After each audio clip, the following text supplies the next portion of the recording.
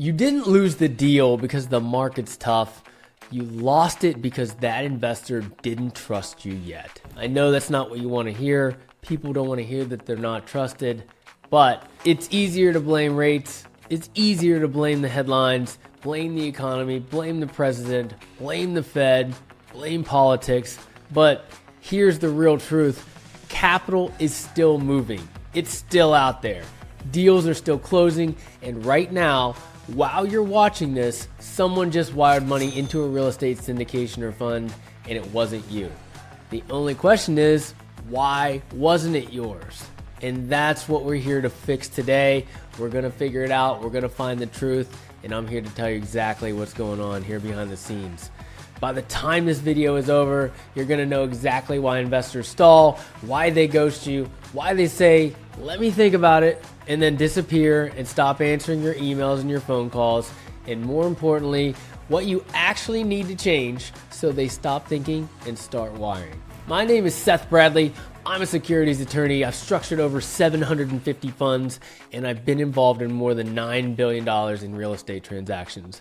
I've sat across the table from sponsors, capital raisers, and fund managers at every level, from someone raising their first $500K to operators deploying 9 figures a year. In the pattern I'm about to walk you through, I've watched it kill raises over and over again.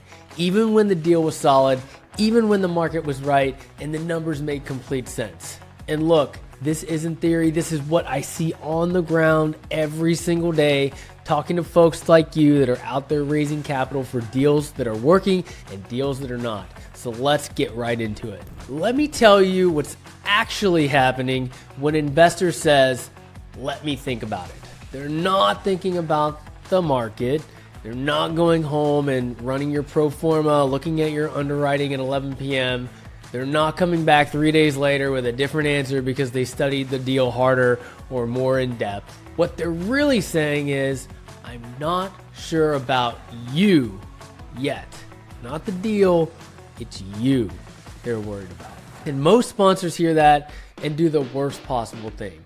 They follow up more, they send another email, they re-explain the deal, they go over the numbers, they lower their investment minimum.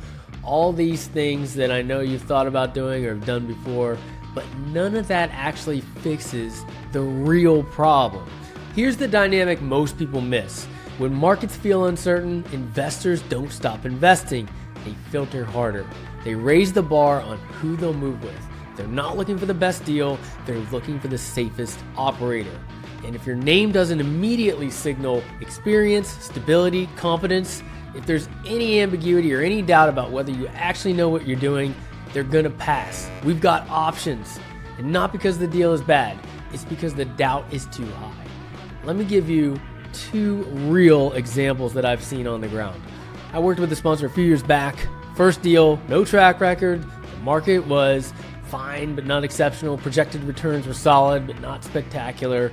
On paper, nothing about the raise should have been easy, but he had spent 6 months before the raise doing the right thing, building the room around him. He brought in a co-GP with 12 exits, added a property management company that operates over 3,000 units in that exact submarket, found a mentor that with a 9-figure portfolio that served as his advisor, and he put his name on the materials. And by the time he started talking to investors, the conversation was never about whether he could be trusted. It was always about the deal, and he closed money quickly. Now contrast that with a different sponsor. Experienced guy, not new, had done several deals, opportunity was really strong, value add multifamily, great basis, conservative underwriting, solid market fundamentals, but he had a reputation that he didn't even know he had. A previous deal had taken longer to perform than projected, nothing crazy, but investors did eventually get paid, but it just took longer than expected, and word had moved quietly throughout his network. And instead of addressing it head on with his new prospects, he just pitched the new deal like the old one never happened. Every meeting ended the same way. We're interested, but let us think about it, right? 6 months in, he had raised about 40 cents on the dollar of what he needed to raise, and he was running out of runway, running out of time. The deal was fine, the market was fine. The problem was just an unaddressed trust gap, and pitching harder really made it worse. As a securities attorney, I sit in a very unique seat. I see the legal structure, the documents, I see how operators show up when things get complicated, and I can tell you, the sponsors who close fast are almost never the ones with the best deals. They are the ones who make investors feel the most secure, the most safe, and they're trusted the most. Your raise is a reflection of your perceived credibility, not the economy, not the deal, you.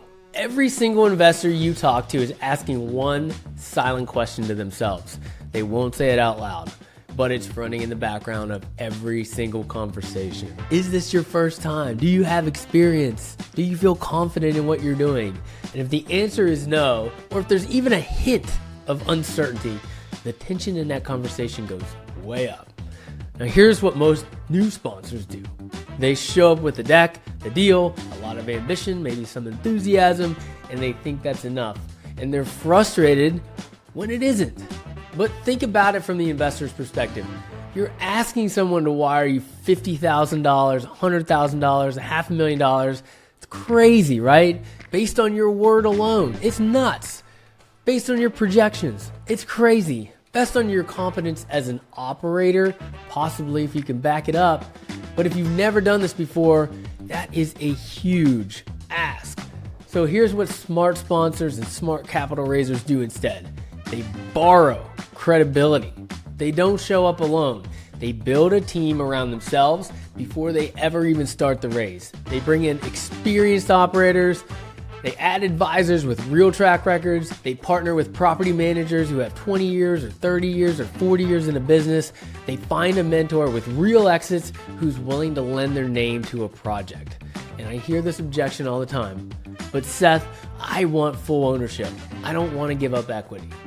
That mindset, that individualistic mindset, will cost you more in slow raises and lost deals than any equity split ever would, especially early on. So borrowing credibility, it's not a weakness, it's not giving up, it's strategy. When investors see real experience behind you or with you, the conversation changes completely. It stops being, can I trust this person? You've already got over that trust gap. It starts being, do I like this deal? Then you can talk about the deal. That's where you want to be. You want people to already trust you going into the conversation. All right, now here's where even experienced sponsors lose deals. And it's subtle, which is why most people never catch it. But it's in how they handle the risk conversation. Every investor, whether they say it or not, has one primary concern. And it's not how much will I make, it's what happens if something goes wrong and how can I lose my money? People are afraid of losing more than they're looking forward to winning. What if the exit gets delayed? What if rates move against you? What if renovation costs go through the roof? What if you can't fill the units? What if you get a bad administration in there? Like, what happens, right? The average sponsor gets these questions and does one of two things that I've seen. They get defensive. They feel like the question is an attack and they start justifying themselves, or they pivot back to the upside.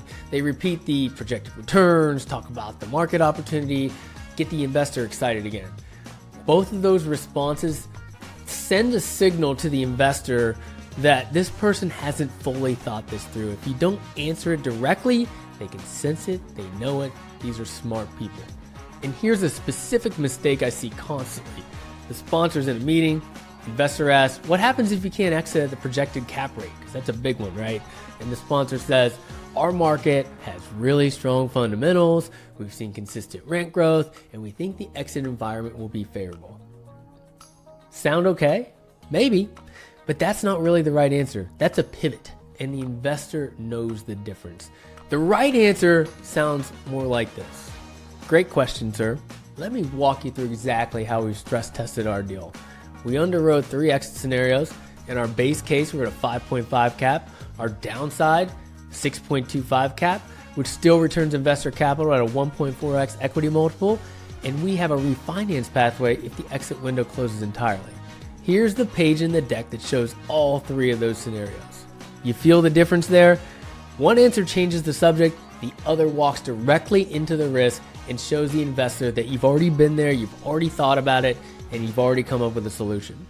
Strong operators do something completely different from the average sponsor. They walk investors through the risks themselves. They don't wait for the question. They bring it up proactively. They say, let me walk you through what we've stress tested and how we've structured this deal to protect you if things don't go correctly. I had a client who made this shift. He told me afterwards, dude, the first time I brought up risk before the investor did, I expected them to get nervous, but instead they leaned in and the whole energy in the room changed. That's the response every single time. Because when you proactively walk someone through what could go wrong and show them how you've protected against it, you're not making them afraid. You're removing the fear. You're replacing uncertainty with a plan. They have specific, well thought out answers for every major risk scenario. Not, we'll figure it out, we'll wing it. Actual contingency plans with clear logic. When you do this, something shifts in this mind of ours. The investor relaxes. They realize this person isn't just selling me. They actually know what they're doing and they've thought about protecting my capital. That calm, confident risk conversation is more powerful than any return projection you'll ever show. Stop hoping investors won't bring up risk. Start making the risk conversation your strongest moment in the room. Two more things that close the trust gap, and both of them are completely within your control. The first one is conviction. Are you investing in your own deal? Are you? Hopefully you are. That says a lot about your confidence in it. If you're not, investors will notice. A lot of times they're going to ask you this question. It doesn't matter what you tell them. If you're not putting your own money in, that says more than anything else you could say in that meeting. I see this mistake all the time. Sponsor puts together a beautiful pitch deck, projects an 18% IRR, tells the investor this is the best opportunity they've seen in years, and then the investor asks, are you in this deal with me? And the sponsor says something like, well, my compensation is tied to the performance, so I'm incentivized either way. Again, blame shifting, you're moving away from the question. It's not the same thing, and investors know it. You do not have to write a massive check, but you need skin in the game. Even a modest personal investment sends the message, I believe in this enough to put in my own money. When things get hard, and sometimes things do get hard, as we found out in the last few years, we're in this together. That's a different conversation entirely, and it helps you close the raise. The second one, infrastructure, and you've heard me say that word many, many times. That's my word. And this one gets overlooked constantly, and it kills raises that should close easily. Think about what an investor is actually evaluating when they're in due diligence with you. They're not just evaluating a deal, they're evaluating you as an operator. And one of the clearest signals they have is how you run your processes. Your deck is messy. Your emails are inconsistent. Your data room is disorganized. An investor asks for a document and it takes you 4 days to find it and send it to them. Your follow-up is sporadic. Your PPM has errors and problems. Here's what's happening in the investor's mind when all of that's going on.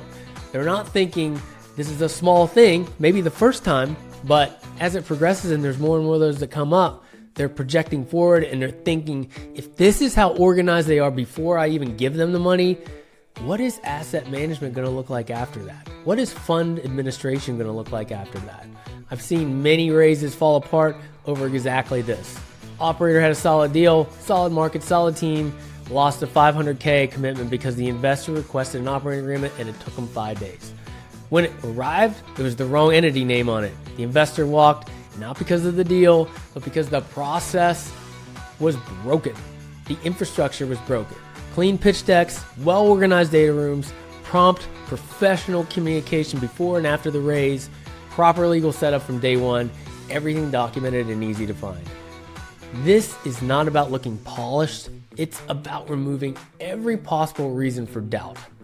Know your numbers better than anyone in the room. Have your materials in order. Run a tight process. Conviction plus infrastructure together, they send one signal. This person operates like a professional. And that is the exact signal you need investors to receive before they commit capital for you to close. Okay, so let's pull this all together. When your raise feels slow, the instinct is to look outward at the market, at the rates, at the timing, at everything outside yourself. But like most things, the real answer is almost always closer than that. You close the trust gap in 3 places. 1, your credibility. Who is behind you? What track record is visible? What experience backs your name? 2, your risk conversation. How calmly and completely and how upfront you are when you address what could go wrong, again, before they even ask.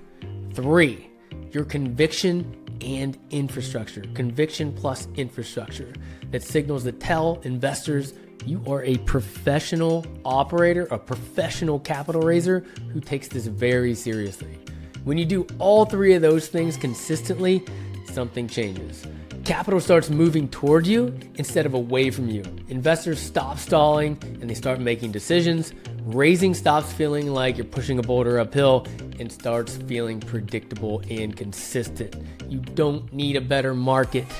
You need to be the safest operator, the safest capital raiser in the room.